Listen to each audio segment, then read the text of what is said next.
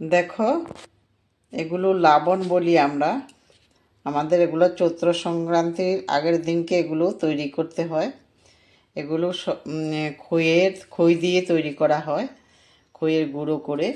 তো আমি কি করে তৈরি করেছি সম্পূর্ণটা তোমাদেরকে দেখাবো। আর কি কি লেগেছে, কিছুই লাগে না, ঘরে থাকা উপকরণগুলো দিয়েই হয়ে যায়। আর কি কি লেগেছে সম্পূর্ণটাই বলবো তোমাদেরকে। সম্পূর্ণ ভিডিওটা দেখবে, টেনে কেউ দেখবে না। আর যারা ইউটিউব থেকে দেখছো আমার ভিডিওগুলো, এখনও যারা সাবস্ক্রাইব করোনি তারা প্রথমে সাবস্ক্রাইব করে দেবে, আর পাশে থাকা বেল আইকনটা অবশ্যই প্রেস করে আমার পাশে থাকবে। আর লাইক আর শেয়ার অবশ্যই করবে। আর যারা ফেসবুক থেকে দেখছো, ফলো বাটনটা প্রেস করে আমার পাশে থাকবে, আর লাইক আর শেয়ার অবশ্যই করবে। তাহলে চলো, আমি কি করে তৈরি করেছি সম্পূর্ণটা তোমরা দেখবে। আর টেনে কেউ দেখবে না, কিন্তু টেনে দেখলে একদম বুঝতে পারবে না। চলো দেখি কি কি লেগেছে। মূল ভিডিওতে চলে যাই এখন। নমস্কার, শিউলিস রান্নাঘরে সবাইকে স্বাগত। তো আমি লাবণ বানানোর জন্য একটা কড়াই বসিয়ে দিয়েছি। এখন কড়াইয়ের মধ্যে এই যে খই দিয়ে দেব। খইগুলোকে একটু ভেজে নিতে হবে, না হলে গুঁড়ো হবে না। একটু গরম কড়াইয়ের মধ্যে দিয়ে একটু ভেজে নিতে হবে, গরম করে নিতে হবে। এইভাবে অল্প অল্প করে দিয়ে কিছুক্ষণ আমরা নাড়লেই গরম হয়ে যাবে। আমি একটু একটু করে সবগুলো খইয়ে গরম করে নেব।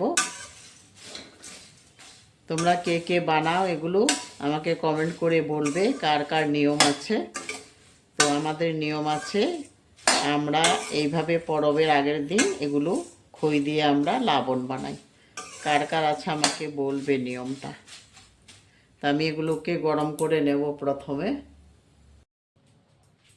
তো এগুলো হয়ে গেছে, এখন এগুলি আমি এখন কড়াই থেকে তুলে ফেলবো। যে তোমরা দেখতে পারো, এই যে গুঁড়ো হয়ে যাচ্ছে।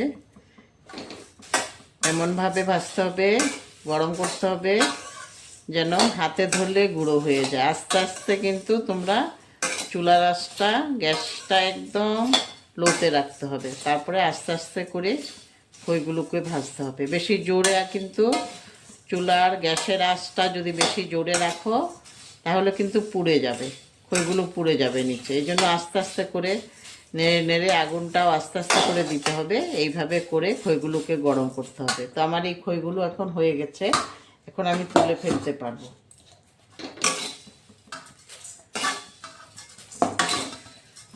এইভাবে আমি সব খইগুলো গরম করে নেব।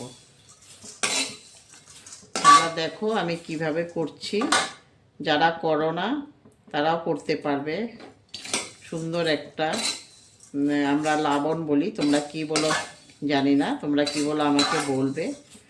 এটাকে আমরা লাবণই বলি। তোমরা এটা চৈত্র সংক্রান্তির আগের দিনকেই বানাই, কেউ কেউ তার আগের দিনকেও বানায়। তো এইভাবে আমি সব খইগুলো এখন গরম করে নেব।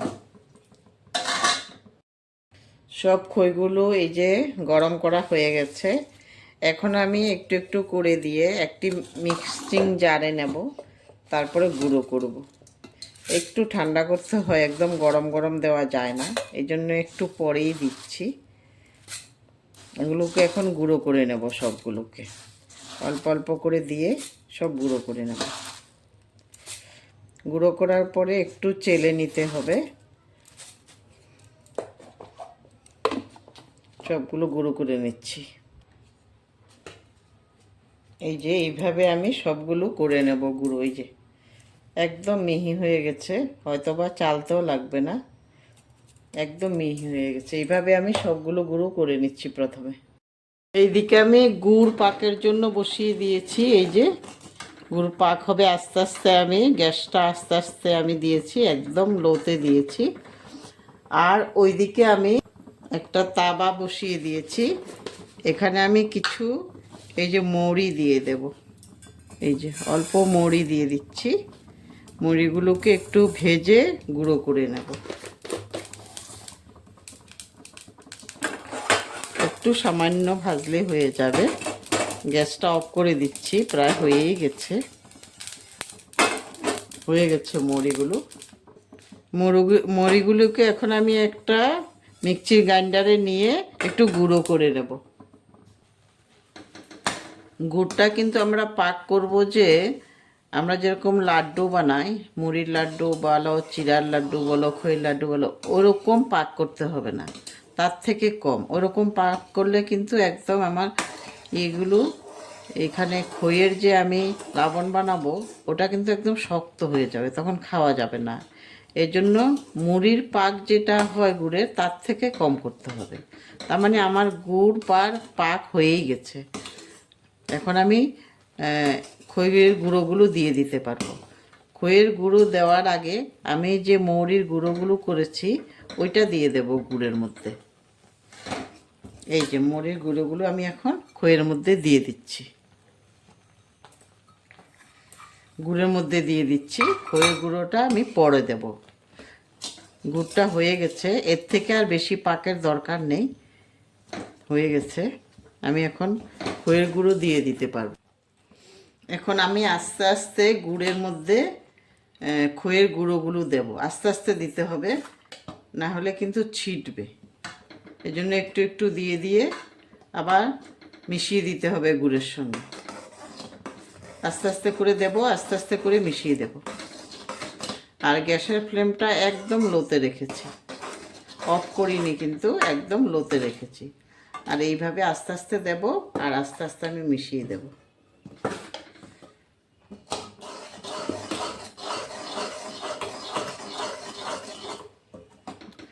একটু টাইম লাগে মিশতে, একটু টাইম লাগবে।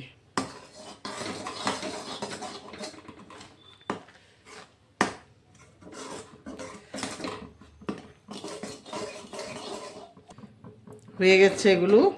আমি এখন একটা গামলাতে বা একটা পাত্রের মধ্যে নিয়ে নিতে পারবো। অফ করে দিচ্ছি গ্যাসটা। আমি এই থালটার মধ্যে নিয়ে নিচ্ছি।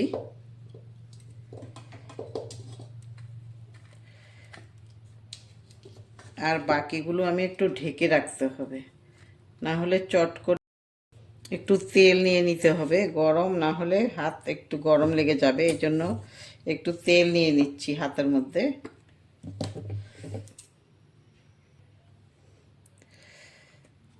একটু তেল নিয়ে তারপরে করছি। এইভাবে হাতে করলেই হয়ে যাবে, এইভাবে করে নিচ্ছি আমি। এই যে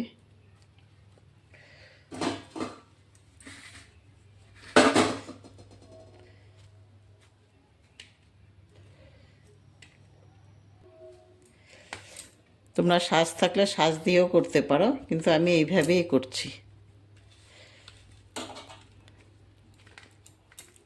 সাজ আছে আমি নেইনি, এইভাবেই করছি। এইভাবে করলেও হয়ে যাবে। তো এইভাবে আমি সবগুলো করে নিচ্ছি, তারপরে তোমাদেরকে আবার দেখাচ্ছি কতগুলো হয়েছে। সব লাড্ডুগুলো বানানো হয়ে গেছে। এগুলোকে আমরা লাবণ বলি, লাড্ডু বলি না। আচ্ছা দেখো কত ভালো হয়েছে আর কত সুন্দর হয়েছে। এগুলো খেতেও খুব টেস্টি হয়। তো আমার লাড্ডুগুলো কেমন হয়েছে তোমরা বলবে, আর লাইক আর শেয়ার অবশ্যই করবে। দেখো লাড্ডুগুলো কত সুন্দর হয়েছে। এইভাবে তোমরা একবার, যারা করে খাও না এগুলো, একবার ট্রাই করবে ঘরে। তবে খুব টেস্টি হয় এগুলো খেতে। একবার করে দেখো। আর সবাই ভালো থাকো, সুস্থ থাকো। সম্পূর্ণ ভিডিওটা দেখার জন্য অশেষ ধন্যবাদ। আবার দেখা হবে নেক্সট ভিডিওতে।